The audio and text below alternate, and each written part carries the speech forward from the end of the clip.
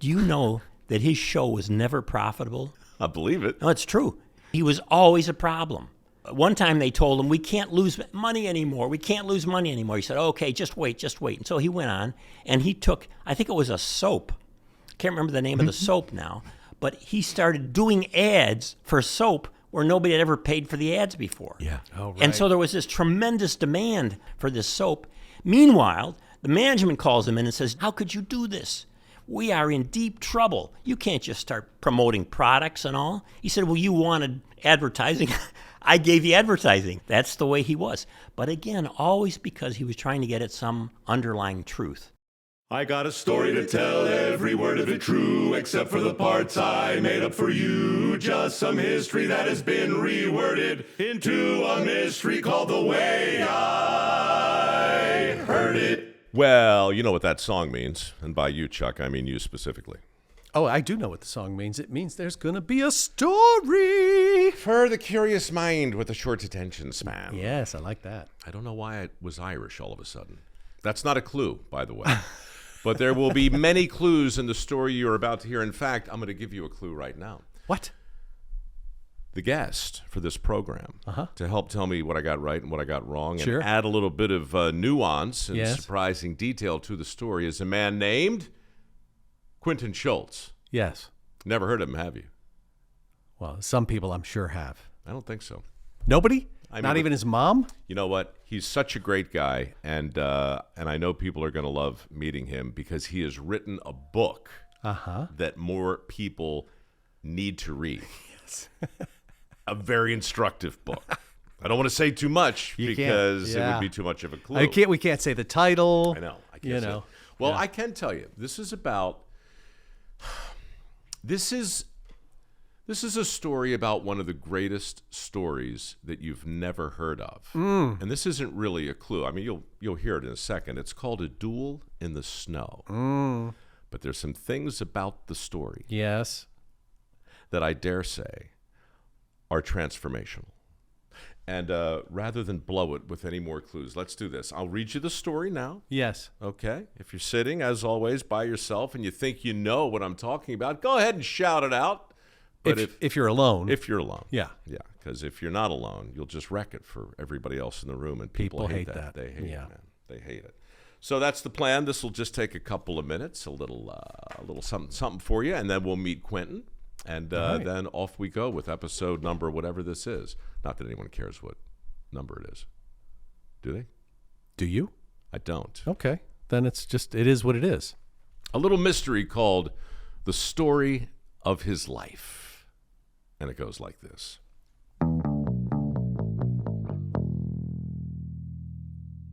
The story first appeared in Playboy magazine way back in December of 1965, back when a fella could still insist with some level of plausibility that he subscribed only for the fine literature therein. This particular story was called Duel in the Snow and told the gripping tale of an epic gunfight between a courageous young man and a marauding gang of bandits who tried to invade his home. The response to Duel in the Snow was very enthusiastic, and the author of the story, an overnight disc jockey in New York City, thought his audience would like to hear it read live on the air. And so, on a cold winter night in late December, at exactly 11:50 p.m., the DJ arrived by taxi at the studios of WORAM in Midtown Manhattan, armed with the December issue of Playboy magazine. As usual, he was cutting it close. The overnight shift began promptly at midnight, and whatever other indulgences his station manager might tolerate, tardiness was not among them. The DJ exited the cab, walked quickly through the lobby, and nodded hello to the night watchman, who could not help but notice the magazine in his hand. "A little something to pass the time during commercials?" he asked. The DJ smiled. "I subscribe for the articles." The night watchman smiled back. "Who doesn't?" The DJ entered the elevator at 11:52 p.m. and considered the story he was about to read. along with the violence you'd expect to find in a tale about an epic gunfight. There was also a fair amount of profanity and sexual innuendo. Great for the readers of Playboy, but was it appropriate for the public airwaves in the mid-1960s? The DJ was about to find out. He arrived on the 24th floor at exactly 11:53 p.m. and walked through the empty newsroom toward a kitchenette. There, he poured himself a large cup of coffee and recalled the first time he'd been fired, way back in 1945. He was a young soldier back then, just home from the war, and WJOB in his hometown of Hammond, Indiana, was looking for an overnight disc jockey, a job for which he had zero experience. You don't need to be a genius to be a DJ, the station manager said. All you got to do is play 8 songs an hour and chat a little in between. Think you can do that? Sure, he said. Platter and chatter, the station manager said. That's what the people need to hear to get them through the night. A whole lot of platter and a little bit of chatter. For the first week, the young DJ did as he was instructed, but quickly got bored playing 8 songs an hour. So, during his second week on the graveyard shift, he played just 4 songs an hour and filled the empty space with short recollections about growing up in Hammond. On his 4th week, the station manager called him into his office. "What are you doing?" he said. "I told you to play 8 songs an hour." "I know," he said, "but with all the commercials, I don't have enough time to tell my stories." "Oh," said the station manager. "Why didn't you say so? Please, allow me to free up some time for you. You're fired." It was like that for the next 10 years. Constant battles with program directors at a dozen different stations, all of whom wanted more platter and less chatter. But the young DJ was convinced that his quirky stories would find an audience. And late one night, the program director at WOR in Manhattan heard him spin a yarn on WLW in Cincinnati while driving through Ohio at 2 a.m. It might have been a Ferrari in the bedroom, or a fistful of Fig Newtons. Or maybe it was Wanda Hickey's night of golden memories and other disasters. Or perhaps it was Ludlow Kissel and the Dago bomb that struck back. Either way, he was impressed, not just by the story itself, but by the DJ's voice, a comforting voice that seemed to wink at the world and transport the listener back to a time they didn't even know they missed. "You got great pipes, kid, and you're a natural behind the mic. If you want the overnight slot at WOR, it's yours." And that's where he'd been for the last 10 years. Behind the microphone at WOR-AM, sharing his quirky stories to a loyal audience of insomniacs who hung on to his every word. And tonight, he was about to read the best story he'd ever written. A story that would either make him famous or get him fired. The story of his life. At 30 seconds till midnight, the DJ entered the broadcast booth, settled into his well-worn chair, and nodded to the engineer, who counted him down from 5. Then, when the on-air sign outside the booth blinked red, the DJ opened the magazine and began to read Duel in the Snow. At least, that's what he called it in December of 1965, when it first appeared in the pages of Playboy. And that's what he called it in December of 1967, when he read it aloud for the first time on WOR-AM. And that's what he called it every December for the next decade, when his overnight audience of devoted insomniacs demanded he reread the same story over and over and over again. And that's what it would still be called if Hollywood hadn't renamed Duel in the Snow to the story you know today. A story that now airs on television every year in late December for 24 hours straight. A story packed with bad language, bloody fistfights, and naughty leg lamps wrapped in sexy fishnet. A story replete with pink bunny pajamas, triple dog dares, and blistered tongues stuck to frozen flagpoles. The story of a 9-year-old kid named Ralphie Parker, who did not, in fact, shoot his eye out with the greatest gift he ever unwrapped, but instead used his brand new official Red Ryder carbine action range model air rifle to rain hot lead upon a gang of marauding bandits who tried to invade his home. Bandits who dressed like the Hamburglar and moved like spiders across the snowy backyard. Bandits who lived only in his imagination. The delightfully twisted and occasionally inappropriate imagination of Gene Shepard, the former disc jockey who got himself fired for talking too much before he was finally allowed to narrate the story of his life. No, it's not the story of Christmas, but it is most certainly a Christmas story. Anyway, that's the way I heard it. Yes, it is indeed the way you heard it. That is a good story. And today's guest is a guy who worked with Gene Shepard, taught a class with Gene Shepard, and knew him very, very well. Yeah, and I can't wait to pick his brain because I didn't know much about Gene until I dug into this story.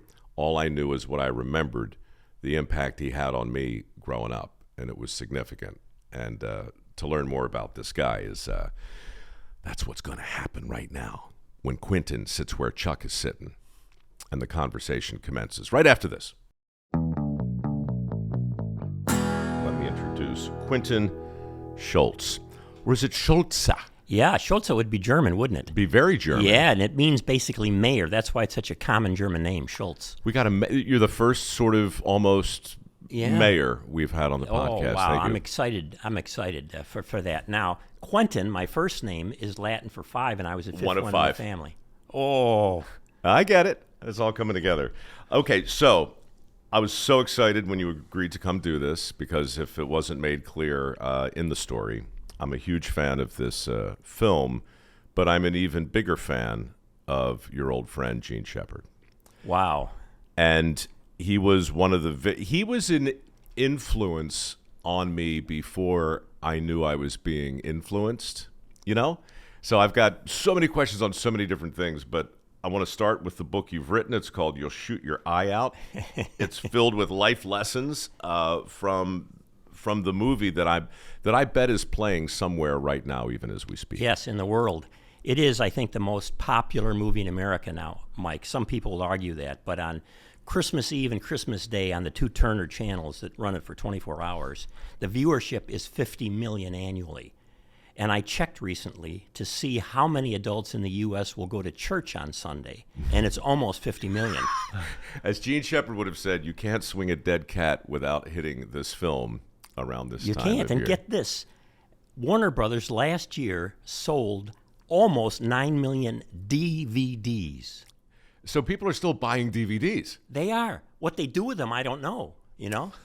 Let's start here. Well, wait a second. You had your little story, and I get to respond Yes, to it. you do. Okay. Yes, you do. I learned storytelling from among the best. If it wasn't Shepard, it would have had to been Mark Twain, but I wasn't alive then. Mark wasn't bad. He wasn't bad. So I sent off your story to one of the experts on storytelling, and this was Miss Shields, who taught 4th grade for Ralphie. Right. She's still alive. Okay.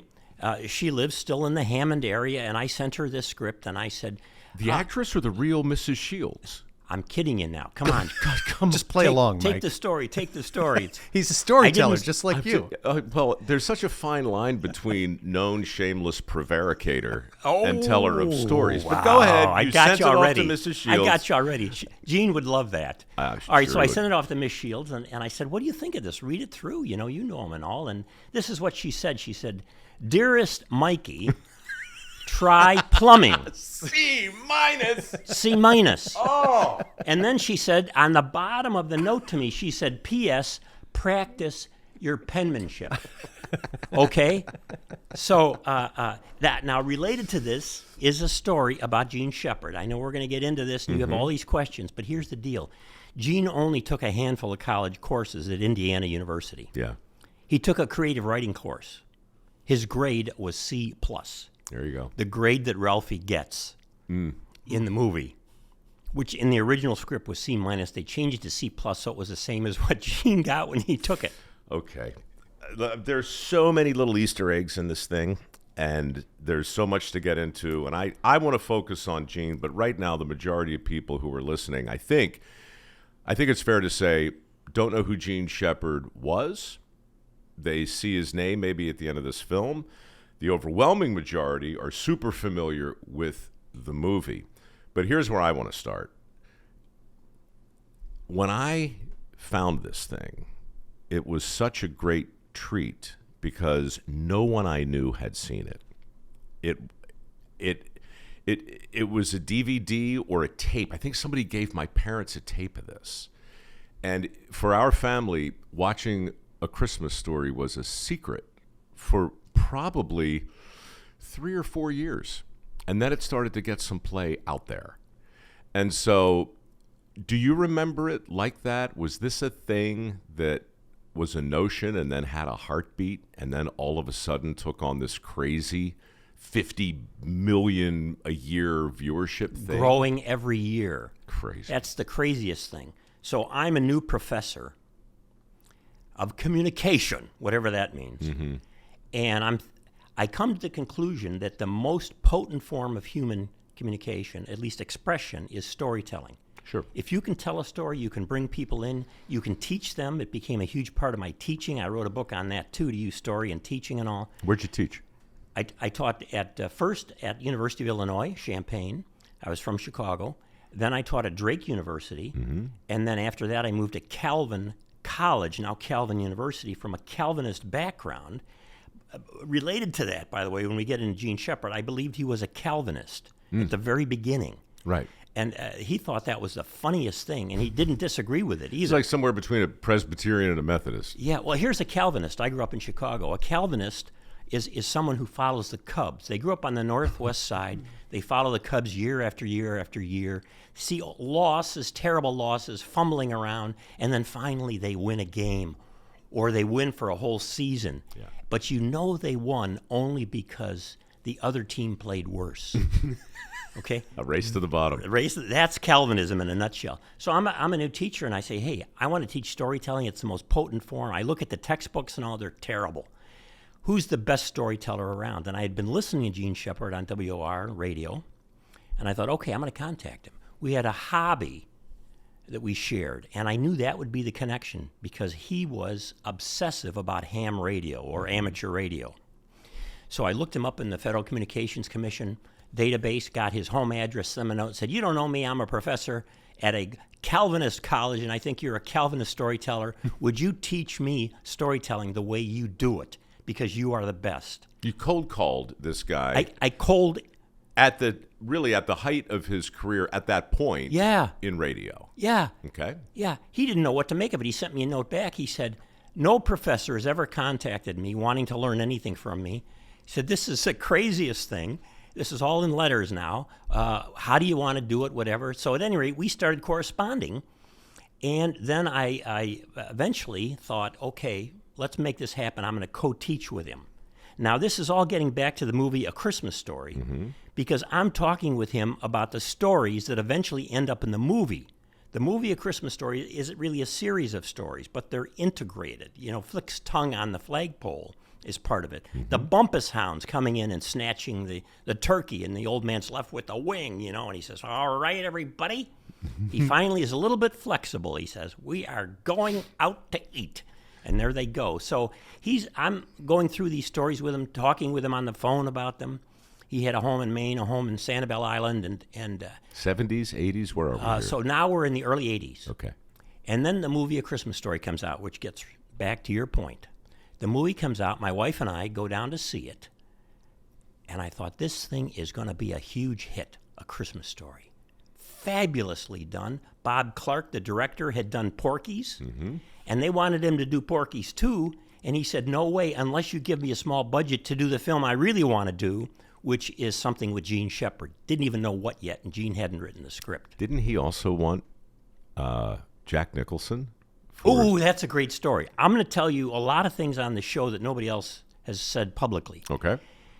The studio said, okay, go ahead, we're going to give you a small budget to make this film, but you have to have Jack Nicholson play the old man. Mm-hmm. And Bob Clark and Gene get together and they talk it over and they say, that would be a friggin' disaster. Jack Nicholson is the old man? You can't have a lovable, crusty guy exactly. They say, no way. But they go ahead through the agents and contact Nicholson anyway and say, all right, what's the going rate right now? The going rate for Nicholson was more than the whole budget of the movie. Right. So they said, this is great. We can't get him. Let's go for Darren McGavin. Who was, I mean, kind of old when you compare, you know, Yes. to the wife. Yeah. And for a while there, I mean, it takes you out of it for a minute, but he's so good Perfect. that you stop seeing Perfect. any age difference. Yeah. You know? And in fact, there's a sequel to it that came out a few years later that Bob Clark did too. And Gene told me one day, don't go see this sequel. Yeah. I said, why? He said it died on the casting floor. It was terrible. Yeah. And but they hit everything together on A Christmas Story. And I'm so glad that they didn't try to do it with Nicholson, low budget. Actually, in the end, Bob Clark had to put more of his money into it, his own Yeah. money, in order to get it made. And they shot up in, where'd they shoot, Toronto? In part? Part of it in Ontario, outside Toronto, and then part of it in Cleveland. Yeah. And Cleveland is where they have the house from A Christmas Story. Right. So somebody's preserved the house there, and they do a wonderful tour, and they have a little museum and all. It's really a delightful thing. Part of what I love about this, too, is that you mentioned storytelling and, you know, the way a great story can come together. And sometimes it does feel like a flash of, hey, I have an idea, and the ideas just flow, and there it is. But in this case, I mean, this thing really did start as an article in Playboy. Multiple. Right. Yeah. With a totally different title, Duel in the Snow.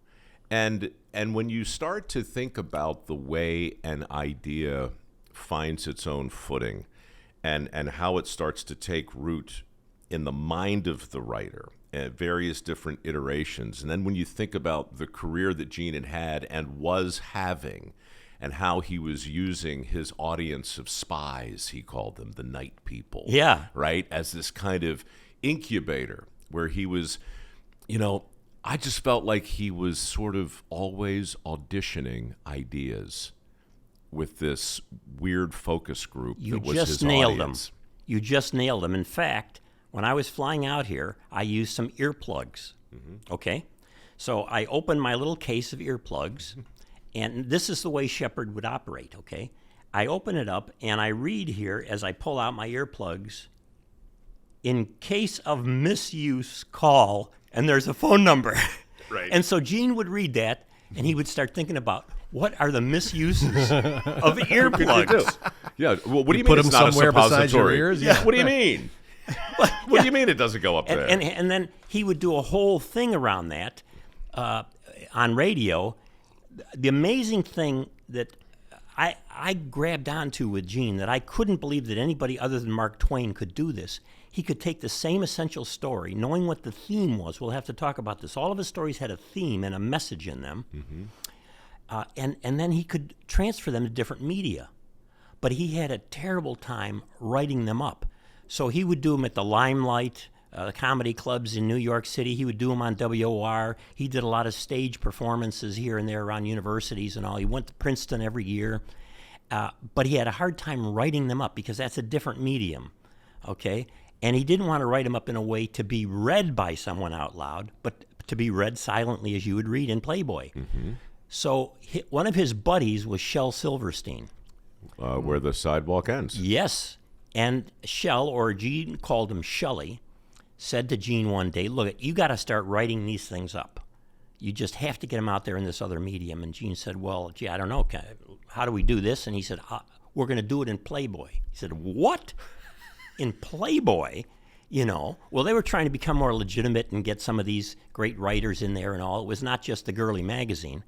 So Shelley had a connection. He'd been writing already for Playboy. He was friends with Hugh Hefner, and he says to Hugh, "Hey, Hugh, I got this guy that's a phenomenal oral storyteller, and there's always a little bit of stuff in there that is kind of appropriate for Playboy. Mm-hmm. So can we bring him in? Can we move in together in the Playboy Mansion in Chicago, and I can work on writing up some of his stories?" And that's what happened. And Wait a minute, Shell and Gene moved into the Playboy Mansion? Correct. Correct. So that they were together and they were writing. They had all their meals and housing and all. Now, one thing I should say about this that Gene said to me one day, he said, Quinn, let me tell you, those bastards at the Playboy Mansion, he said, let me tell you, if you want to go to a place where there's no sex, live in the Playboy Mansion. He said it's all one big image. You know, one of the chapters in my book is Don't Trust the Media. Well, and advertising. And It's advertising. one more instance of no truth in advertising. A grown man can't get laid at the Playboy Mansion. Oh, Something's unbelievable. wrong. Unbelievable. He said it was the most boring place. All he did was work on writing, you know. Too funny. Yeah, so that's what happened. And that's also how Gene was always complaining about his name. Now, my nickname, and he called me Quinn, he would say, "Quinn, that damn old man of mine gave me this name, Gene, Jean. How did he come up with Gene with a J? You know, what the heck was wrong with my old man?" And Shelley got so tired of hearing this. So finally he said, "Gene, I'm going to write about it." "What do you mean you're going to write about it?" So he writes a song, A Boy Named Sue. That's No Shel way. Silverstein? That's Shel Silverstein. And then Johnny Then Cash. Johnny Cash makes it famous. Yeah, look it up. Yeah. I don't have time to look it up. You're the expert. That's why I brought you here. This is the way you heard it. Well, there was Yeah, also I an believe it. American singer named Gene Shepard. Yes, A spelled female. last female. name spelled differently. Yeah, with Right. without an H. yeah. And then an A. I think it's Shepard, I think. That's correct. Yeah. Yeah.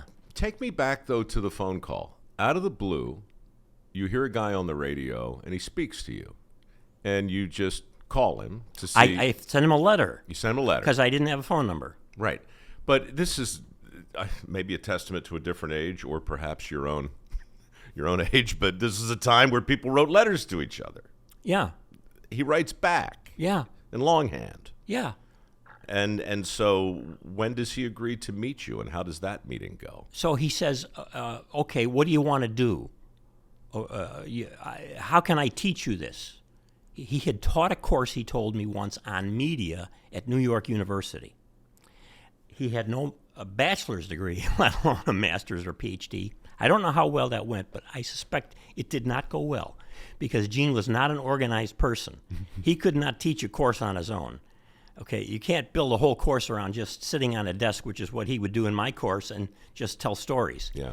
So he says, how do you want to do this? I said, well, what I'd like to do is to co-teach with you.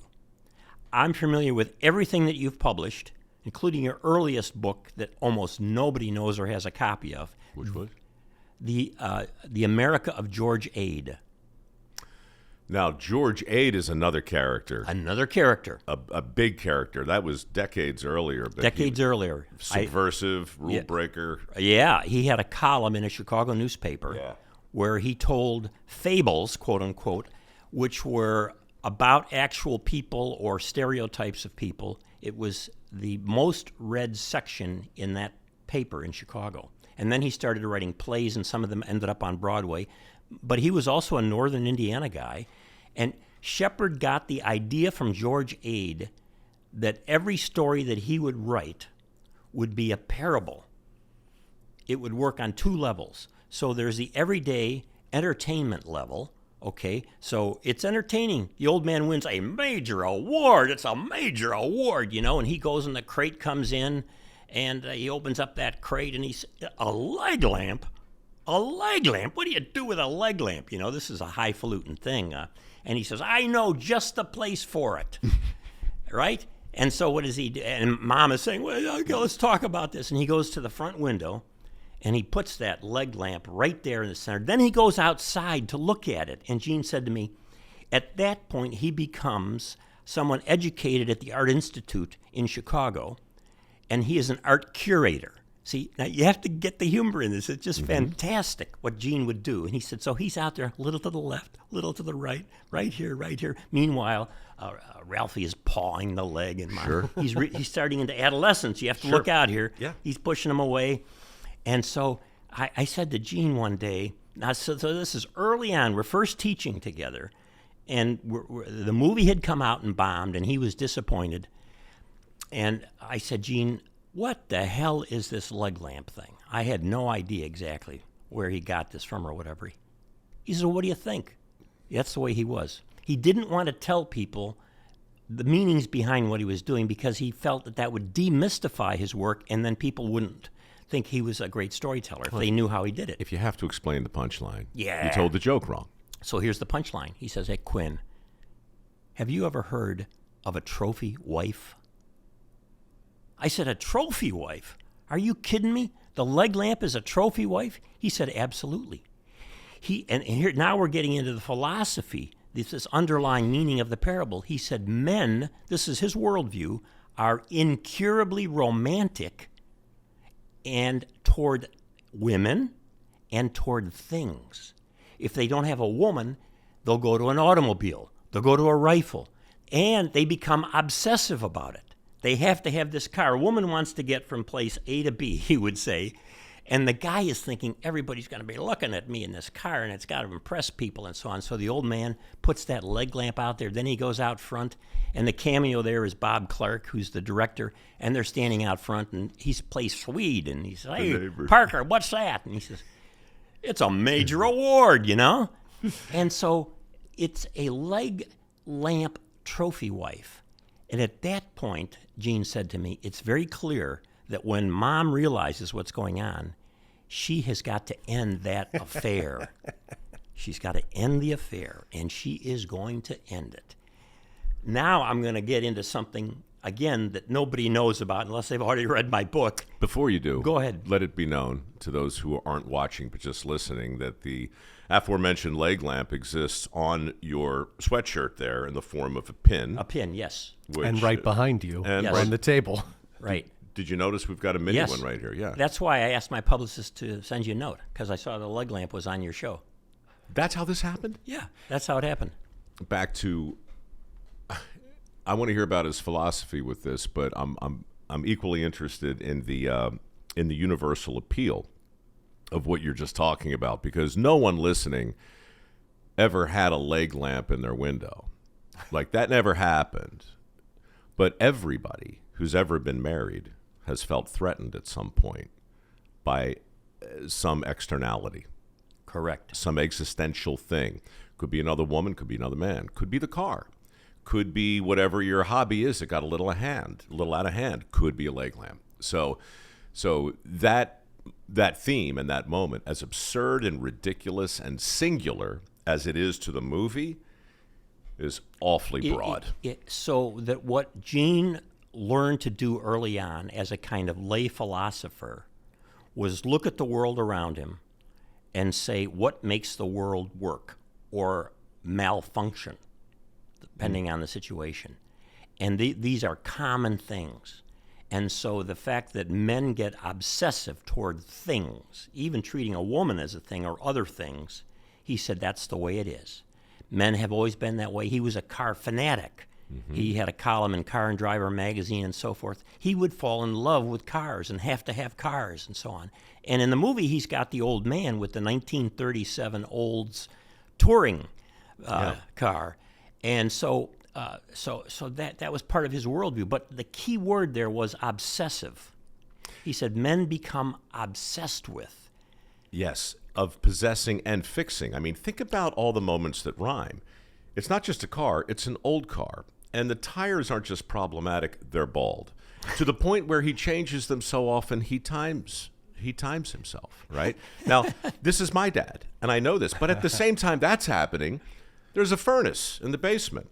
Not just any old furnace, a doomed furnace. Yes. That chewed its way right out of the pits of hell and is there to torture him. He's always down there trying to fix that. He's always trying to fix his car. He's always trying to adjust the leg lamp just so. And then there's his boy forming the same kind of obsession around a BB gun. And the reason is because he's starting to enter puberty. And so the hormones are working. And Gene believed that when the male hormones start working, this obsessiveness begins. Yeah. And it leads to trouble, real trouble. On the clinker one, the furnace, Yeah. okay, this is fascinating. So Gene and I are talking about this whole furnace idea. And he said, yeah, we had these furnaces, and the coal wouldn't burn completely, often because the controls were not set right, maybe because of Mom, maybe not. Mm-hmm. Or you buy cheap coal, and he said, that's what my old man did. He bought this cheap coal. It wouldn't burn all the way through. It became these hard pieces, and they would drop to the bottom of the furnace, and you would hear a clink, clink, clink, clink, clink, clink. So when the old man hears that, Mike, he says, listen, clinker! And he's off and running. And you said, hell, down to hell. So Gene put it this way to me.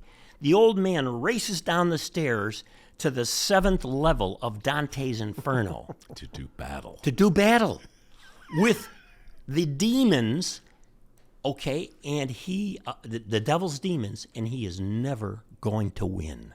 Right. Because at the same time, this thing that he's going into mortal combat with, they need to live. It's still providing them with enough heat, albeit maybe not as much as they would like. But the guy is constantly surrounded by things that let him down this much, but that he nevertheless must have. Yeah, you got it. You are smart, man. I'm telling you. You nailed Gene on that one. So this is the way Gene put it to me. He said, Quinn, if you think about this, men are the ones that create the technology. They're the primary ones that use it. They're the primary ones that try to fix it. And they're the primary ones that try to get out of trouble with it when it malfunctions. This is the male human condition. Meanwhile, moms are out there saying, I don't know what they see in that stuff, okay? And so I said, well, how do we describe this, Gene? Are you anti-technology? Well, he was a ham radio operator like me. He was on all the time. In fact, ham radio, in some sense, is the predecessor to podcasting, because you'd get on and talk about people. And so he said, no, you try to control it a little bit, but you're never going to get complete control over the technology. So men are always going to be exasperated by this. Yeah. That's the male human condition. But also attracted to it. Yeah. Right? So there's Gene at WOR. I mean, that's way up the food chain. Now, granted, he's doing the midnight shift, so it's not quite prime time, but he wasn't a prime time guy anyway. He functioned around the fringe. He liked it there. And you're right, it so predates podcasting, but at the same time, it's that media that demands the listener participate on the imagination level.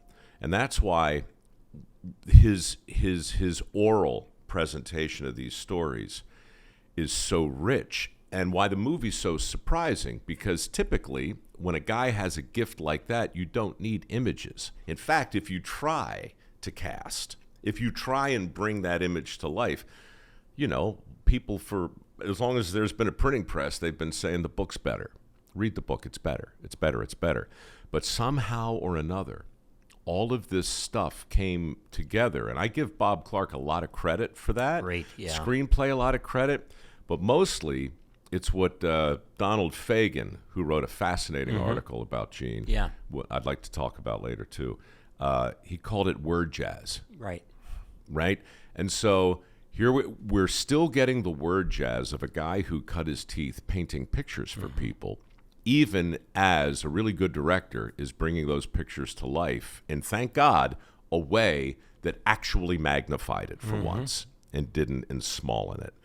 That's lightning in a bottle. It is, isn't it? And in order for Gene to pull this off, he had to keep himself as the not narrator, like you do a lot of narrating, which is objective outside party, but he had to be the older Ralphie, because as older Ralphie, he delivers the life lessons if you listen carefully. So when the old man says he's going to go turn on the neighborhood with the leg lamp, turn on, you got a clue there. See, and then when the old man goes outside, and then Clark picks it up, as a director and shows the old man kind of moving his hips around a little bit.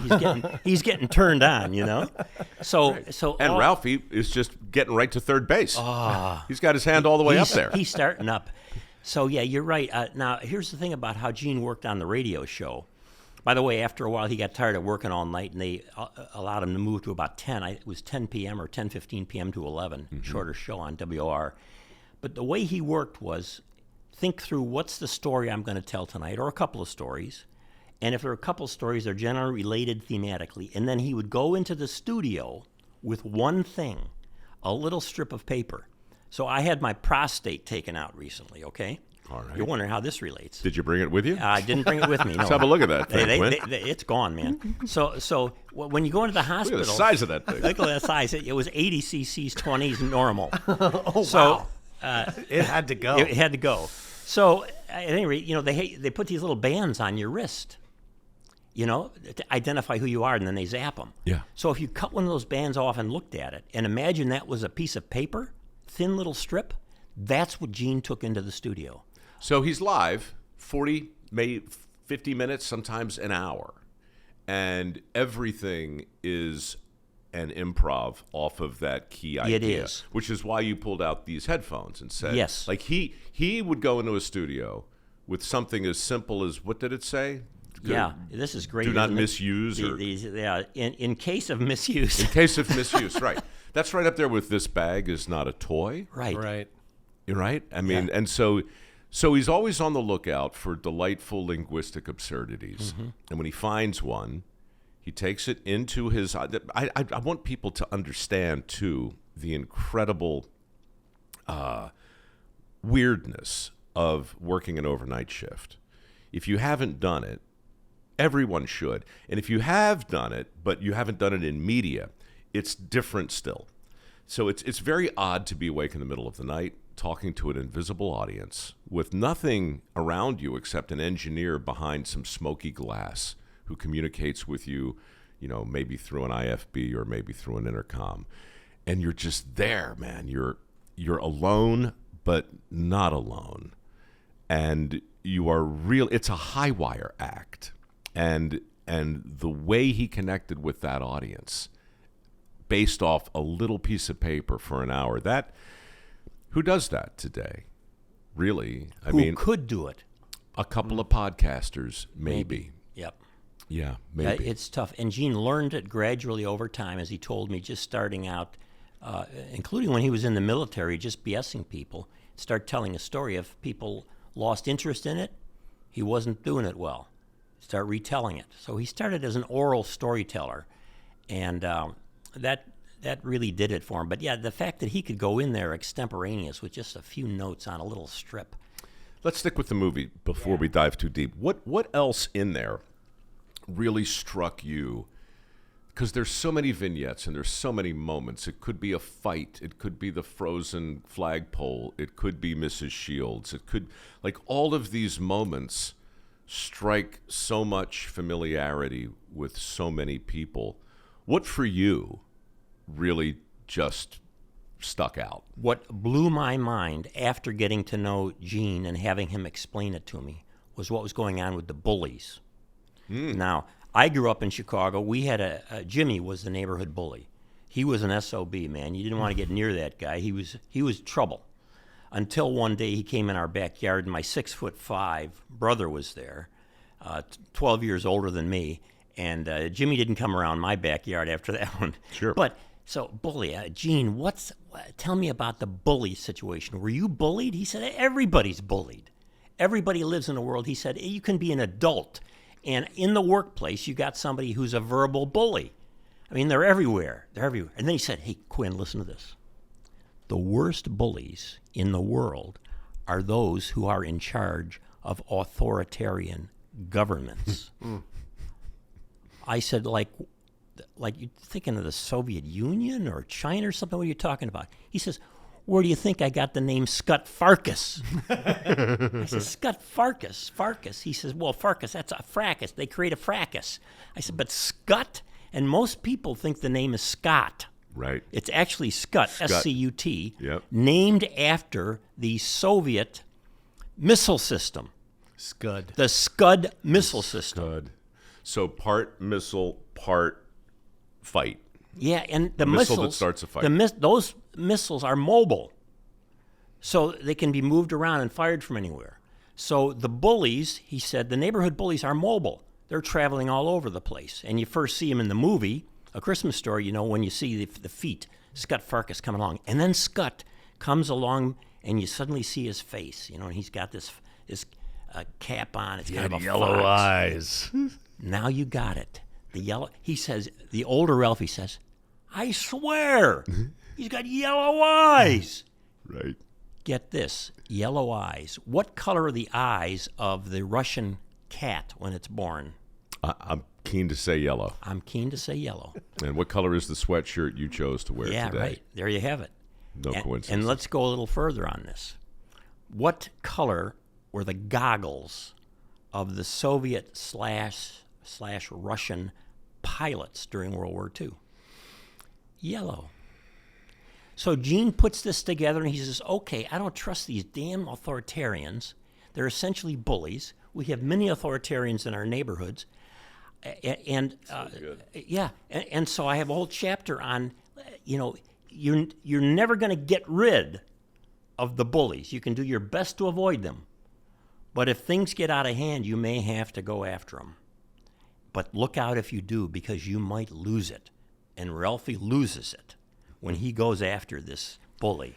And again, he loses it in a way that rhymes so beautifully with all of the obscenity that comes out of his dad's mouth, all of the obscenity that comes out of his own mouth when he except I didn't say fudge.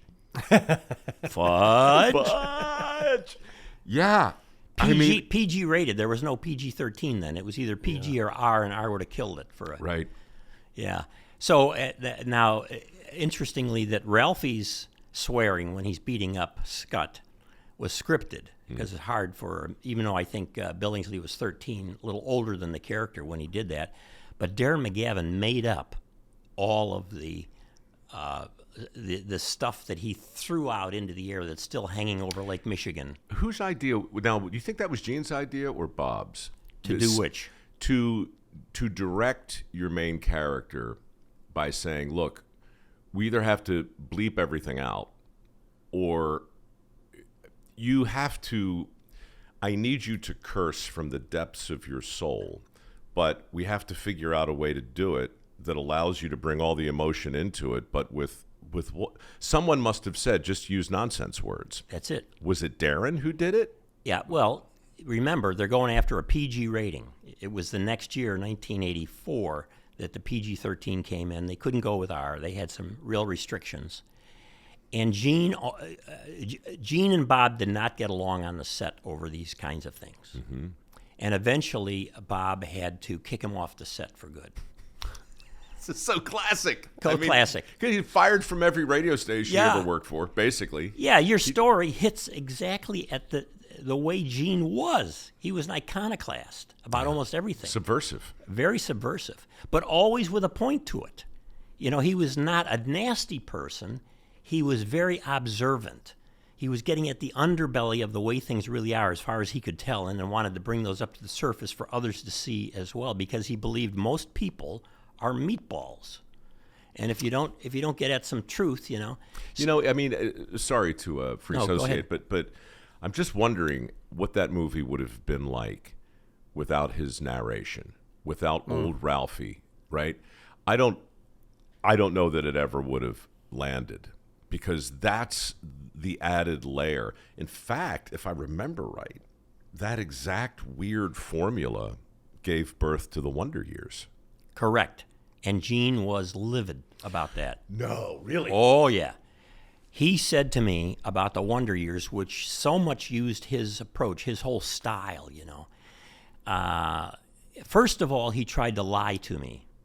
He could tell stories like anybody, you know, fib. And he said, they paid me $2 million, Quinn, you know, just so that they could. And then a couple years later, he said to me, yeah, those bastards, they didn't give me a dime on that. They stole my concept and all. I should have taken them to court and so on. But, oh, man, so much of that movie or that TV series Wonder Years was really taken from Yeah. Gene in some way. So the so-called narrator, and if you use that term with Gene, he got upset. He said it's not a narrator; it's the older Ralphie with the wisdom of commenting upon what happened when he was younger. Okay, and so you have to keep that in mind. So you ask, how would the movie have done without that? There wouldn't have been a movie. I mean, that's what really holds it all together when you realize what's going on thematically. There's so much nostalgia baked into his voice, irrespective of what he's saying. It reminds me of, there was a very famous actor, did a lot of voice work, Mason Adams. With a name like Schmuckers, it has to be good. Yeah, great voice. That guy. It just dripped with something beyond sentimentality. What the Germans called it, Wirtschmalz. A yearning for a time that you remember but didn't actually live in. Yes. And that's why I called this story the story of his life, because from what I read, it seemed like for a long time people thought that Gene had written about his youth. And he had in some instances, but there was so much embellishment and so much conflation of cities and time, right? And so in the end, it really is the way it's the way he heard it. Yes. And he just shared it with a lot of He people. wanted to get the reality without verisimilitude, right? Yeah. In other words, the term he used for this, Mike, was expressionism. So you want to get at the inside feelings of someone by distorting the exterior, okay? So for Ralphie, let's say, in school, and he's imagining he's going to get this A, and the teacher's going to be so pleased, and one of the classmates are going to pick up Ralphie and carry him around, and all. He's imagining all this. That's how he felt. That was the internal reality. And so Gene felt that if he could get at the internal reality, that people would automatically identify, that, even if the exact thing would never happen, but the feelings were real, then he had a hit in that story. He did something else, too, in a couple of other stories, like Ludlow Kissel and the Dago Bomb. The Dago Bomb, right, where he's basically writing about the 4th of July. Yes. Here he's writing about Christmas. And so it didn't strike me right away, but when I think about why is this movie beloved? Why did it catch on? It is, I think, due to so many little moments that were relatable, but the big one is right in front of us. It's Christmas. Who among us hasn't stood in line at a mall waiting for frickin' Santa Claus? And who among us hasn't been disappointed by that exchange? And who among us doesn't remember the weird loss of innocence when we start to realize, man, I just saw the Santa in a parade and now he's over here and I smell a rat. It's like underneath all of this is the suspicion, the lingering suspicion that everything is bullshit. Everything, whether it's an Ovaltine ad or the fat man with the big beard that turns out isn't very nice and isn't really listening to me. And you know what? What kind of world am I living in if I can actually beat the snot out of Scut Farkas? If I can hang? Like, nothing is what I thought, and yet everything is what I remember. Yeah. The word that Gene used for this, and I explain it in the book, is mendacity. He loved that. We live in a world of mendacity, and one of his novels, collection of stories that he called them novels, is A Fistful of Fig Newtons. Right. And in the very beginning of that one, he lays it out in terms of mendacity as the theme. And so he said you cannot trust particularly well-known people, the stars, the celebrities. In fact, he said to me one day, Quinn, he says, I serve on this with the guild. He was in the Writers Guild or one of the guilds out there. He said he's on this committee for HR. And he told me who the other well-known people are who are on it. I don't want to repeat their names. But he said they're all a bunch of bullshitters. He said, I can't stand these people. He said they create all this stuff. They make money off the American public, and they would never watch their own stuff. He said, so you got the elites on the East Coast. You got the Hollywood bullshitters on the West Coast, and the only place you're really going to get true humor that gets at reality is in the Midwest. And that's where he that's where he grows up. Right. But that's also where he works in radio.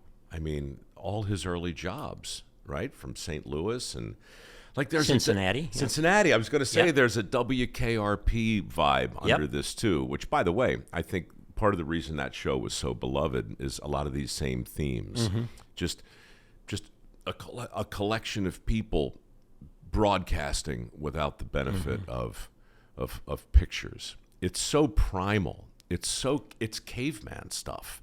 It's sit down, it's once upon a time. Except in Gene's world, you're looking not through the lens of a camera, but through the bottom of a Coke bottle. Everything is just a little half a bubble off plum. Yeah, and related to nostalgia on that one, Gene said to me one day that he wanted to make sure when all of his stories were made into films, and he had 4 or 5 of them on PBS, public television, and then about 3 feature films. I say about because he didn't want to associate himself with one of them.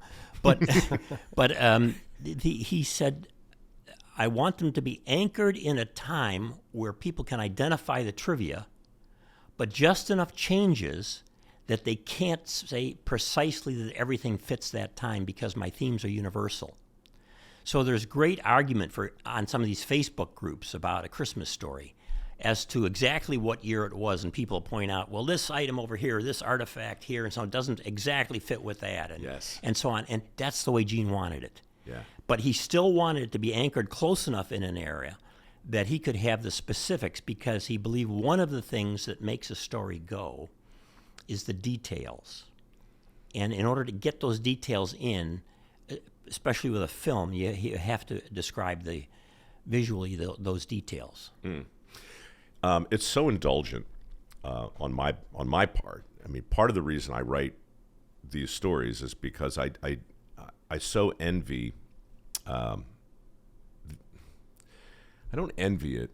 I think about Paul Harvey, and I think about Gene Shepherd, and I think about maybe Charles Kuralt or maybe Studs Terkel to a degree, and they're gone, you know. And it seems like, as we said before, I would never think I could fill their shoes, but to follow in their footsteps is fun. And my question is, Gene was the ultimate. Chuck's heard me say this 1,000 times, but some people are clearly in on the joke, and some people are not. And Gene seemed to be really in on it. So if you could riff maybe on his subversive qualities, maybe the I, Libertine story about, making something. Are you familiar with that? Oh, yeah. So people should understand just how subversive he was, and just like it went beyond a wink and a nod. He would outright deceive his advertisers, his bosses, and sometimes his own audience in the furtherance of a good story. He would. That's the way he was. You got it. So he thought that these bestseller lists, this is bullshit. People are paying people off to get on the bestseller lists. Yeah. And he would say, isn't it interesting? You can be at the top of the bestseller list in this paper, and according to this paper or magazine, you're not even on the top 10. He said, there's something going on here, and so he said, what I'm going to do is put out a fictional book and try to get it on the bestseller list and show everybody, but especially my listeners who will be in on the joke, Yeah. that this is The nonsense. night people. The night people. So he and Ted Sturgeon concocted this idea. That's a science fiction writer. That they would put this title out there, ask people to go into bookstores and all, and ask for it, and then they would, if they started to get some traction with it, they would write the book. Okay, but they first wanted to get the notoriety out there of a book that didn't exist, and so they went ahead of this. Now, exactly what happened, Mike, is not clear. Okay, and I've tried to research this, and I have some friends that have tried to research it. Did it really make it to any bestseller list before they wrote it? No, that's not clear. But it is clear that they put this in motion. Then he and Sturgeon, in a few days, maybe 3 days, wrote a horrible book. I had a copy of it one time just for the fun, and tried to read through it. I couldn't do it. It was so bad. They called it I Libertine. Yeah. I Libertine. So, yeah, he was doing that kind of stuff all the time. One time I was listening to him, and he had a beer commercial on. I think it was for Miller High Life. And it was a long commercial. And he hated commercials because they took away from his storytelling time. And this commercial went on and on and on with the jingles and everything. I love that beer and this and that and another thing. And then the commercial's over and there's silence. And all of a sudden, Gene says something like this. He says, "All right, gang, you just heard all about this great beer. I want you all to go out there tonight and buy about 20 cases of that shit. And I want you to... And once you've had enough of a snoot full of that stuff, you're going to think the world makes sense. So go and do that right tonight." See, so then he could go to his boss and say, "Hey, I was pitching the product, you know." Meanwhile, his boss is calling him in and saying, "Gene, they're going to drop the advertising." Do you know that his show was never profitable for WOR? I believe it. No, it's true. They kept it on because it was such a fantastic show, such great storytelling. But he was always a problem. And so one time they told him, "We can't lose money anymore. We can't lose money anymore." He said, "Okay, just wait, just wait." And so he went on, and he took, I think it was a soap. Can't remember the name of the soap now. But he started doing ads for soap where nobody had ever paid for the ads before. Yeah. Oh, right. And so there was this tremendous demand all around New York City, especially New England, up and down New England, a Clear Channel station for this soap. Meanwhile, the management calls him in and says, "Gene, how could you do this? We are in deep trouble. You can't just start promoting products and all." He said, "Well, you wanted advertising. I gave you advertising." Call them and make a deal. So and then he bawled out Gene, and Gene said, "Okay, to hell with you." And Gene took off for 2 weeks. Just didn't show up for his show. And meanwhile, they had the soap manufacturer trying to say to the station, "This has been a boon for our sales. Yes. Get him back doing those commercials." Well, Gene waited and waited and wouldn't take the phone call. That's the way he was. But again, always because he was trying to get at some underlying truth. Yeah. And so he did not do it to offend people. In fact, he distinguished between a comedian and a humorist. And he said, "Quinn, I am not a comedian. I don't just go out there on the stage with a bunch of one-liners and so on and nasty language to put people down and make fun of this or that." He said, "My humor is a kind of humility designed to show us the way we are as human beings. So we can all say, aha, that is the way we are." I listened to an interview with Jerry Seinfeld once, who said there would be no Seinfeld show without Gene Shepherd. I wouldn't have a career. He's the reason I'm in stand-up. And even Jerry, who's pretty erudite, had a tough time describing why it mattered so much to him. But what it came down to was he was a kid at the right place and the right time with a transistor radio that he could, in the middle of the night, he could find Gene's voice right on the heels of that crazy theme song. What is it, the Bon Fry polka or something? Yeah, there you go. Right? Now heard at racetracks around the world. Right. So the absurdity of all of it, coming in the middle of the night, it was just a magical thing for the listener. And they were just standing by to do his bidding. And that's beyond broadcasting. It is. That's another kind of connection. Yeah, I talked to Jerry Seinfeld about this because Seinfeld says that he learned these are his words, his entire comedic sensibility from Gene Shepherd. Wow. And Seinfeld's son is named Shepherd. I believe that's where he got it. I didn't ask Jerry that. But the thing is that people have said Seinfeld as a TV series is a show about nothing. Okay? Well, you could say the same thing about Shepherd's work. Sure. Unless you understand what's really going on. In which case, it's a show about everything. It's a show about everything. And all the stuff that really matters to us, for the good and the bad and the ugly, and how goofy we are as human beings. And if you can enjoy that goofiness and maintain a sense of humor about it, you're in a much better spot in life. When art becomes a disembodied limb in a fishnet stocking with a fringe lampshade in your front window. That's the beauty of that. It's not like it's like, okay, where are we going to hang this? It's not just art, it's a major award. It's a major award Yeah. that's also really, what did Ralphie call it? Just standing there bathed in the soft glow of electric sex. Yeah. Come on, man. Yeah, come on. That's so beautiful. So in the beginning of the film, Higbee's department store, all of the kids are getting mesmerized by the gifts. They're starting to get obsessed and all. And Gene, writing the script, as the older Ralphie, refers to what's going on around Christmas time as Bacchanalia, Yeah. right? Yeah. And then in the final scene of the film, he's got Ralphie getting off hip shots with his new rifle into the night. So all of this is designed in part around this view that Gene had that human beings, but especially males, have this primordial quality where once the hormones begin to kick in, they become irrational in some ways, whether it's a fight, see, or whether it's falling in love with a car. You know, that damn Olds, that sucker would freeze up in the middle of the equator in the summertime, you know? And that's life. Yeah. If we can laugh about it, we're going to be better off. But there's also, like, in the middle of all the absurdity is something so incredibly virtuous.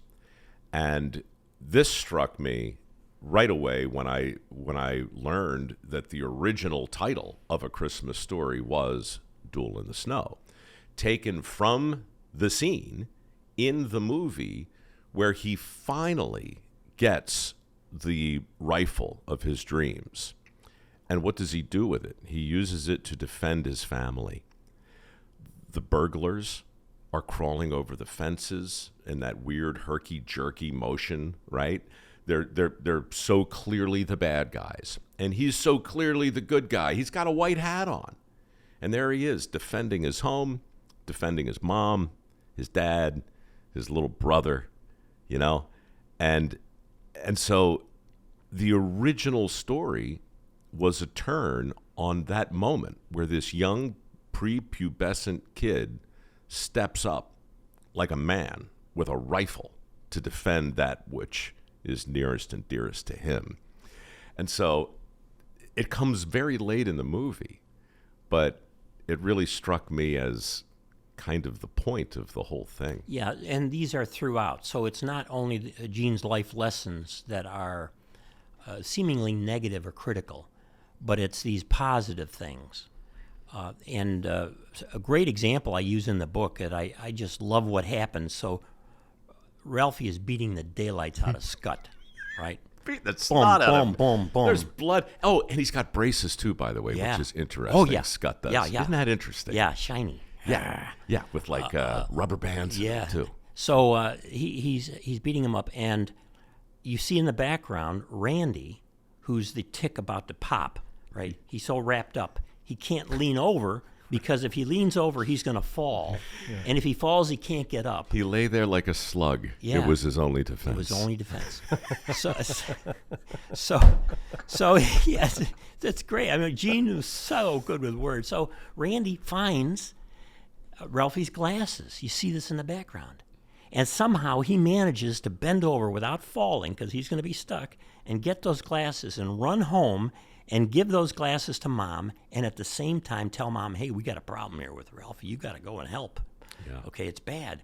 And so there are all of these scenes, too, as I talk about in the book, which Gene said this is the way a family should be. Loyal, Yes. loving. Loving, loyal, loving. And it's there again and again. And much of that Gene didn't have in his own life. And he wanted to work that into the movie. It's partly him kind of living out a time that he wished was better. His old man was Virtuals. never around. Yeah. And was kind of a womanizer. It was a sad deal. Gene said to me one day, you know, I was, Quentin, he said, it was after school, late in high school, and his dad came home early from work and watched his dad go into the bedroom, and he was packing up a suitcase. And Gene went over and looked. He says, Dad, what are you doing?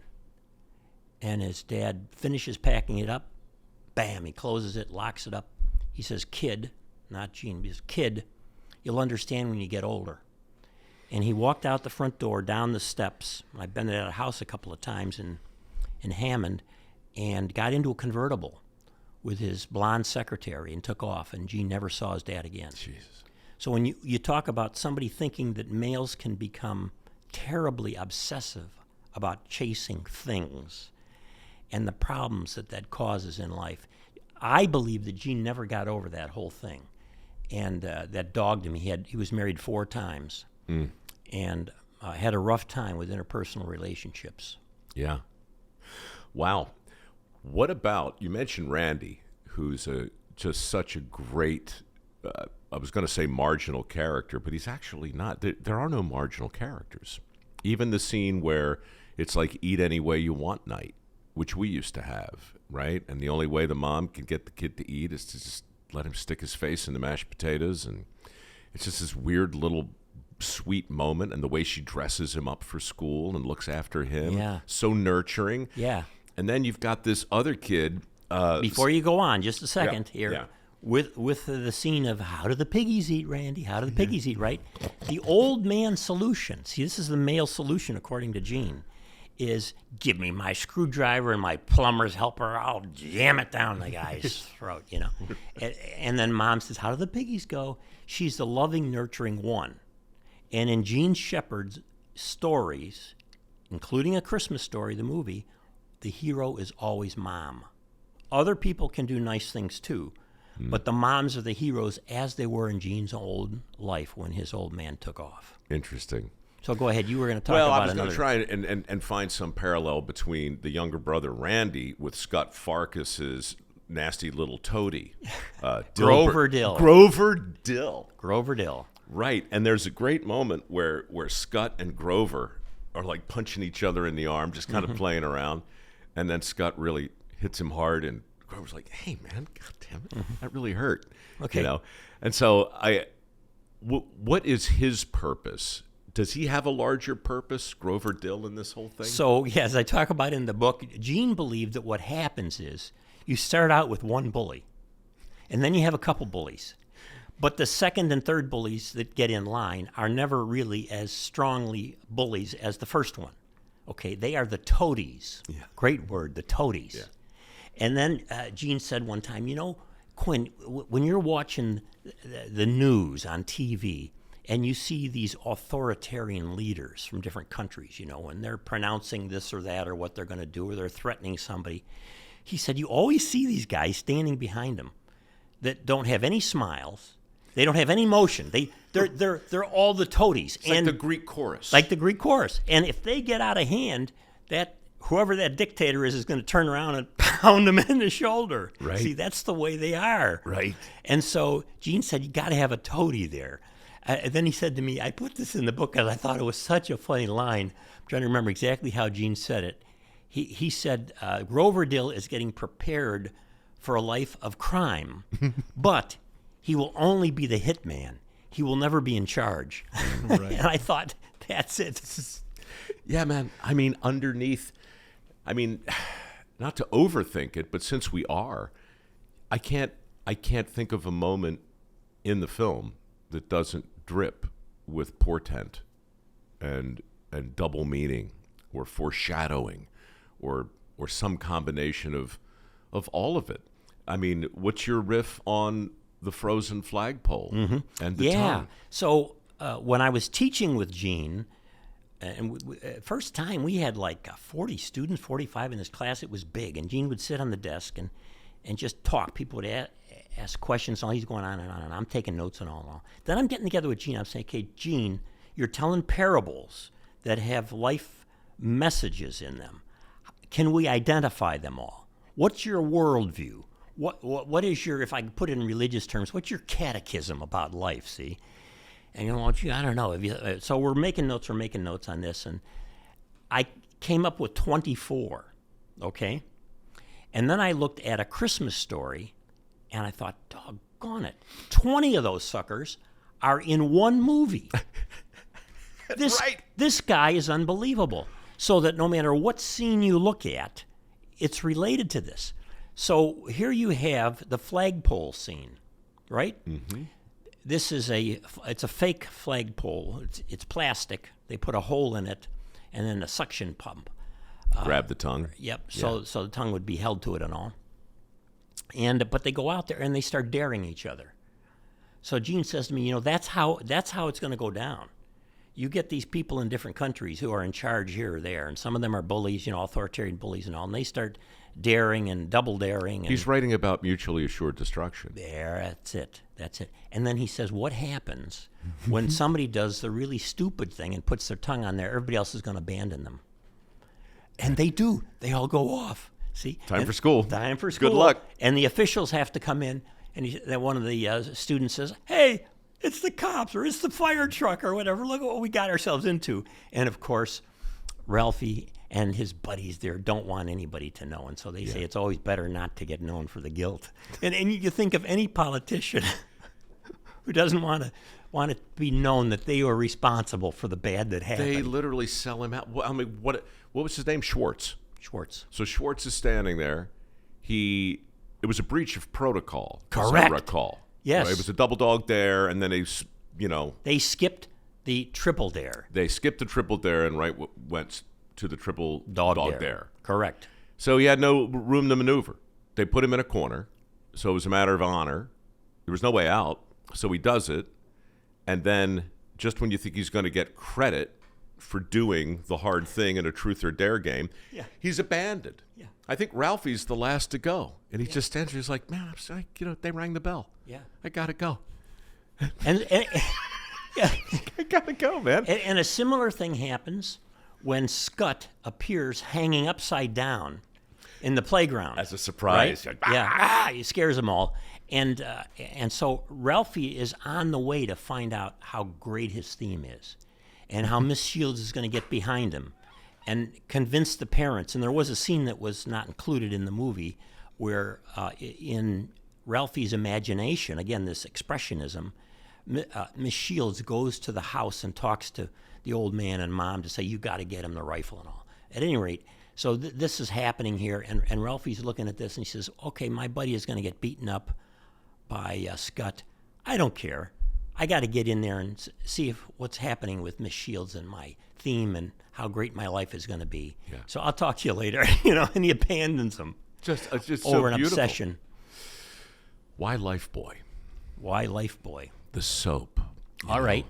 So I know the answer to that. Of course you do. But you're Quentin Schultze. Yeah. Well, I got to know Gene Shepard. What a trip that was. And Gene turned on me sometimes, too, and wouldn't talk to me and got angry with me about one thing or another. But he was a tough guy to get along with. But he had this fourth wife that was always the intermediary. So I would call up, and she would say, hey, Gene is really angry. He doesn't want to talk to you now. And I said, okay. When do you think he'll be ready to talk to me? See, I'll call back. And he would get upset about different things. So Life Boy, of all the names that you could pick, okay, when you think about that. Oh, sure. Jeez. Life, the buoy. Yeah. The buoy, the life buoy. So that's what he picked. He liked the red aspect of it, too, because it's more colorful. But to have this life buoy. And what's his buoy at that point? What's going to keep him afloat? Is lying. Yeah. He cannot turn in his own old man who used this language 10 or 20, or he liked hyperbole. 400 times a day the old man would use it. So he lies and he gets his buddy in He into worked trouble. in obscenity the way other artists worked in paints and oils. Yes. It's great. And that language is still out there. I can tell you, every time I visit the Art Institute in Chicago now, and I'm from there, I go in and visit, and they got the Degas and all, but off in the distance, I hear the old man's language coming across that lake. It's forever. It's eternal art. So I don't know, Chuck, if you're tracking it exactly, but there's Ralphie is changing the tire with his dad. Right. He drops the hubcap. The nuts go everywhere. He yells, "Oh, fudge!" Except he doesn't say fudge. Right. Okay. Mother's horrified when the old man tells her, so she goes on this snipe hunt to determine where he learned such an awful word. And it's so beautiful because he won't rat out his old man. So he rats out Schwartz. Yeah. And Mom calls Schwartz and says, well, I'll tell you where he heard it. And then you hear a scream over the phone. And then poor Schwartz starts screaming on the other end of the line. He's getting hit. He's getting the crap knocked out of him by an angry mother. Right. And poor Ralphie's just like, man, the retribution flies fast. Over there, Schwartz was getting his, and that's when she shoves a bar of Lifebuoy into her son's mouth. Now, what happens the next day? Ralphie's out there with Schwartz and Flick. Everything's okay. Everything's forgotten. And, of course, that's the way it was for me, too, growing up in Chicago and everybody. You had to do these sorts of things, but you still love each other as friends, right? Some days you get your nose bloodied. Yep. Some days, right? But tomorrow's a new day, and maybe somebody will stick their tongue on a flagpole. Maybe you'll get an A- instead of a C- or a C+. Yeah, I can't remember Gene's exact words on this, but it's along the lines of justice administered, not real justice. Right, consequences. Yeah. Wow. Going back to Gene as a man, and this, since you opened the door to it, 4 wives, he gets angry with you. He's a management challenge. He's difficult. He's subversive. He's irreverent. And this article that I would encourage people to read. The Fagan piece? Yeah. Donald Fagan, of course, founding member, Steely Dan, like Jerry Seinfeld, was deeply, deeply impacted. He was, in fact, the sub-headline in this article says, "I was a spy for Gene Shepherd." He was one of the night people waiting to buy the Miller High Life or the soap or go into a bookstore and demand a book that hadn't been written. He was part of all that conspiracy. And when he finally got a chance a few years later to see Gene live, what a disappointment Donald experienced. And it just made me want to ask you about the way our legends live in our minds and what happens sometimes when we learn their feet are clay and so forth. Yeah. One thing I'll say is I've known a lot of very gifted artists over the years that work in different media, and they are often testy, often difficult to work with. They have their strong opinions about how things have to go, and if you challenge them on those opinions or suggest that they have something wrong or it could be done better, you can quickly get into trouble. And Gene had what I would say a lot of very successful and well-known comedians have, and that is an enormous ego with extremely low self-esteem. Okay? And so that self-esteem was so low that criticism was hard. I once did a viewing of A Christmas Story with Gene, and we had a good-sized audience there, and a guy stood up right away and said, "Well, I don't like that Melinda Dillon as the mom. She's young and sexy. That's not the way the mom should be." And there was dead silence, and I said, oh no, what's going to happen? This isn't an audience, everybody's there, kids are there. He says, well, make your own damn movie then. Next question. See? So, and Gene had good days and bad days. Sure. But he was difficult in relationship.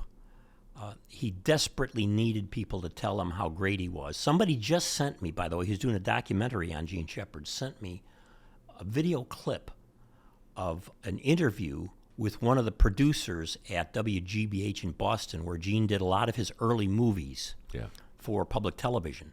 And in that clip, the producer was talking about the fact that one of the things that most helped Gene feel good about his work was this professor from some backwater school in the Midwest who had a whole course on his work. And that course was me. Didn't mention me by name. And I'm thinking, for my work with Gene to mean a lot to him, which must mean that he didn't have a lot of people around him that understood his work enough to compliment him on the quality of what he's doing, because the fan base was good to some extent. Fans could be great. Sure. But how far can you take that?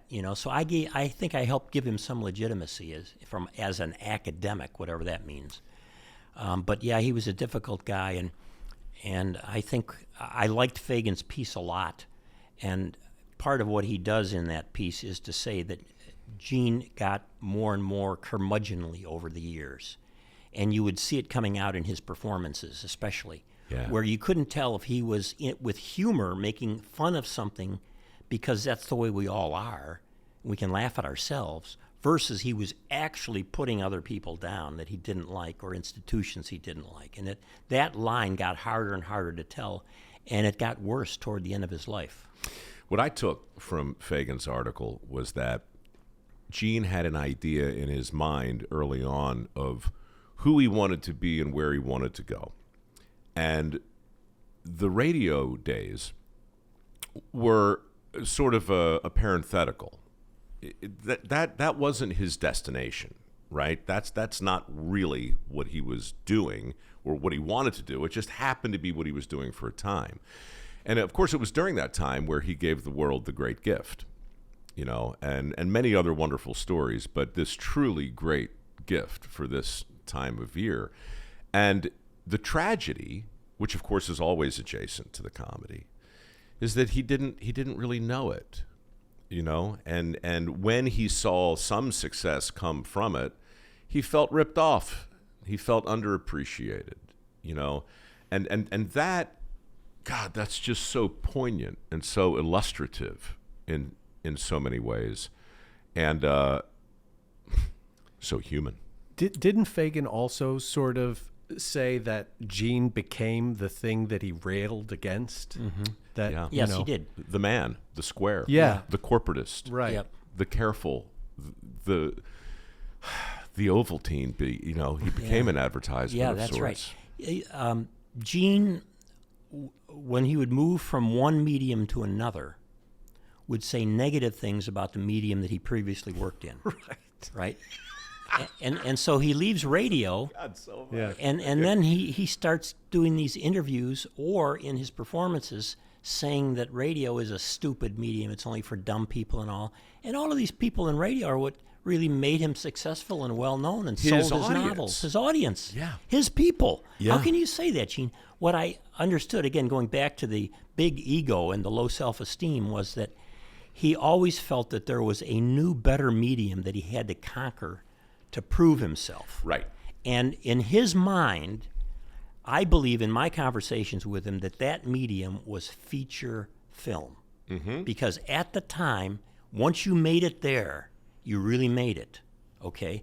So then he makes A Christmas Story with Bob Clark. I mean, without Clark, it wouldn't have really been made in the great film it was. And it comes out 1983 around Thanksgiving, and it's pulled from most theaters by Christmas. Yeah. Oh, that hurt Gene. That hurt Gene. And because he thought this was it. He liked the film. There's one scene in it he didn't like. We can talk about it if you want. But Sure. Overall, he loved it, and he thought, this is it. I've made it. I'm at my epitome. It did not get good reviews in general. Siskel and Ebert in Chicago gave it great review, but in general, it didn't get good reviews. So here's Gene. Now he's been bad-talking his radio people because he's in movies, great movies, And then he's got this flop. He had no idea it was going to come out in video cassette, and the stores were going to put it all over the place, and it was going to take off. He had no idea. He would be shocked today if he were still alive, died in 99, at how successful it's become. The scene that he didn't like, and he never told me if he argued with Bob Clark over it, and I don't know if I could trust him if he said he did, but it was the one that I consider one of the best scenes in the film, and it's when on Christmas Day, it's in the evening, it's dark out, and the old man is sitting at the sofa, looking out the window, and Mom comes down the stairs. She turns the lights off. He puts his arm around her. Yes, they both touch each other, and then they have the clanking wine glasses. And the way Bob Clark put it was that he wanted everybody to know that in the end, Mom and the old man really loved each other. And so in spite of all they've been through, all the arguing, and in fact, in spite of the fact that Mom, as I say in the book, ended that romance, that trophy wife, she broke it. Yeah. You always hated her. Always hated her. In spite of all of that, Bob Clark said, we have to have this. And Gene thought, it's a little too sappy. It's a little too romantic for my taste. Yeah, you can have them there. things are okay. And I thought to myself, yeah, Gene, that's the way Gene would think about it, because in his own life, things never even got repaired with a lot of his relationships that he broke over the years. There was So no happy interesting. ending for him. Yeah. Yeah. But, you know, it's also, I mean, good for Bob if he stuck by his guns He for did. that. He did. Hey, one other comment about the leg lamp that I forgot to make, which is really important. Gene took a lot of his root ideas from the Bible. Okay? Mm-hmm. Biblical stories. When you look at biblical stories in a kind of mythological sense, everything's there, right? Oh, sure. So he said to me one day, he said, okay, the old man's got the leg lamp, which is the most artificially human concocted thing you could imagine. And where is he going to put it? Not only in the window for everybody to see, but he's going to put it with the plants, with Mom's plants. I said, what, Gene, what does that have to do with anything? He said, that's her Garden of Eden, the plants. Of course. And so the old man is taking this terrible thing, this affair, The serpent. the serpent, sin. and putting it right there. And so he says the way it's going to be broken is that she is going to have the watering can that keeps the garden going, the flourishing of human beings in the world over, and breaks it there, gets it out of the Garden of Eden. That's great. That's how deep Gene was with this stuff. It's spectacular. Gosh. I have a question. You mentioned before that you printed out the story because you had made notes about Mike's story. Mm-hmm. Do you have those, and are there things you wanted to comment about it? Well, if we wanted to get literalistic about some of the things in the story that are interesting, great. one is that Gene. Just when I thought we were out of time. Yeah. Well, you know, it's just the kind of thing that you always ask people, what did I get right and what did I get wrong? Yeah. You sure you want that, Mike? You never asked that before. Well, look, full disclosure, and my audience has heard this forever.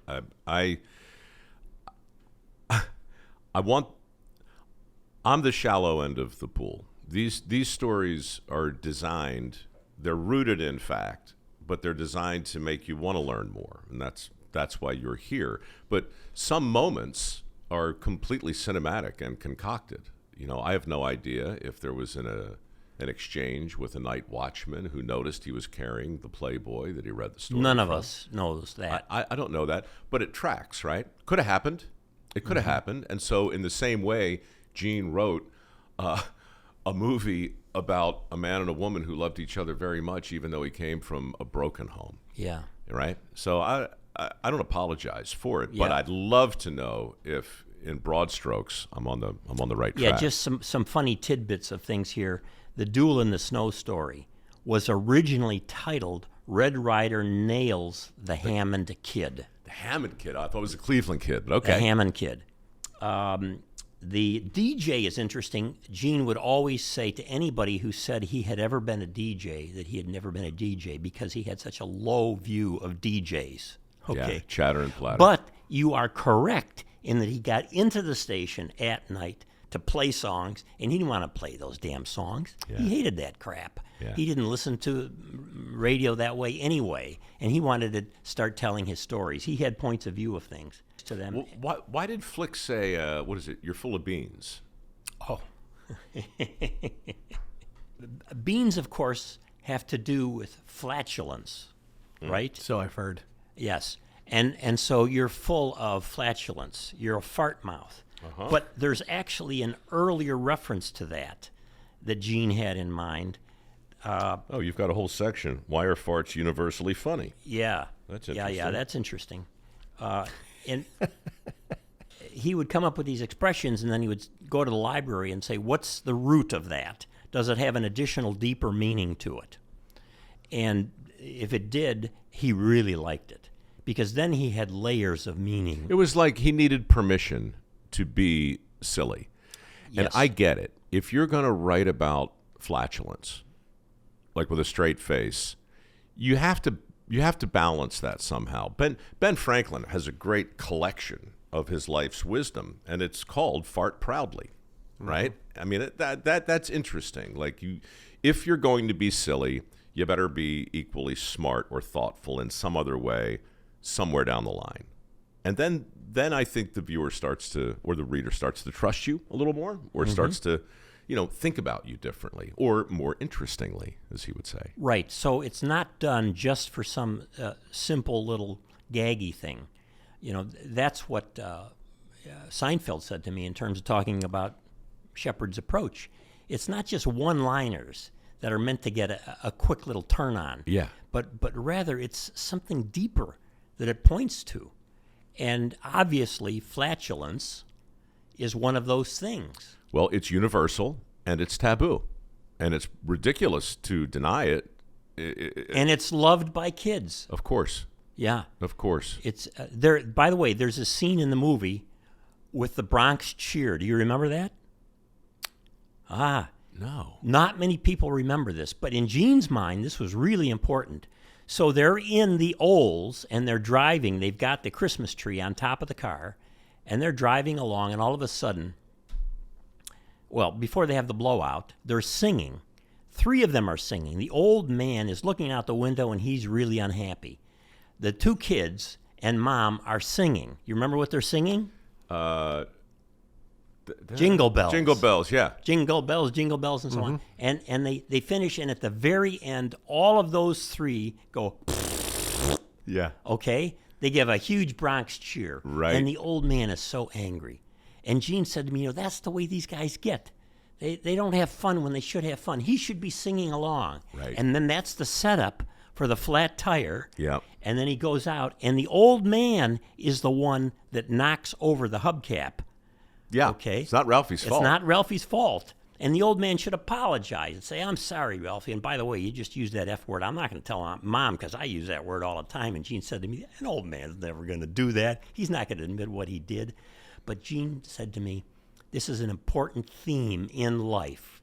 We all need to let go like you do with a fart or a Bronx cheer and just have fun. Let go in life. Yeah. And I think that's true. We take life too seriously often. Man, what a gift he's given us, and what an odd way to get to it from the pages of Playboy. And the fact, I'll land the plane with this. I don't remember having a better time talking to a guest about a subject that I care about than you. Thanks, buddy. I have one expression about this. Always try to love your audience as your neighbor. No kidding. Go for that audience. Don't go for all the other people that are telling you what to say or the suits. And that's what I learned in teaching. And I became a very good teacher based on loving students. And in fact, Gene's storytelling transformed me from a halfway decent teacher into a spectacular teacher. And if Gene were alive today, I wish he were, I would tell him that over a cup of coffee. Here's the last story about Gene. I want to end on a positive note. Great. We go out for coffee at a diner.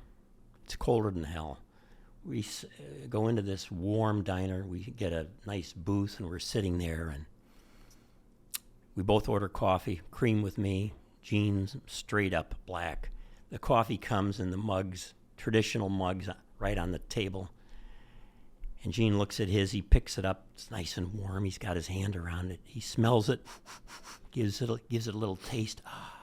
He looks at me. He says, Quinn, when you have a really good cup of coffee, there has to be a God. Nice. The book is called You'll Shoot Your Eye Out with an exclamation point. Life Lessons from the Movie A Christmas Story by Quentin Schultze. There's an E at the end, but he doesn't pronounce it. This book is a gift. The movie's a gift. You were an unexpected pleasure. Seriously. A happy and Merry Christmas to you. And thanks for making the time. And thanks for your whole staff here. Great to work with you. Well, the Rod and my staff, they comfort me. I'm just trying to avoid the rod. You're right. With less Rod in it. Thanks, folks. Talk to you next week. If you like what you heard, And even if you don't, won't you please, pretty please, subscribe. Well, I hate to beg and I hate to plead, but please, pretty frickin'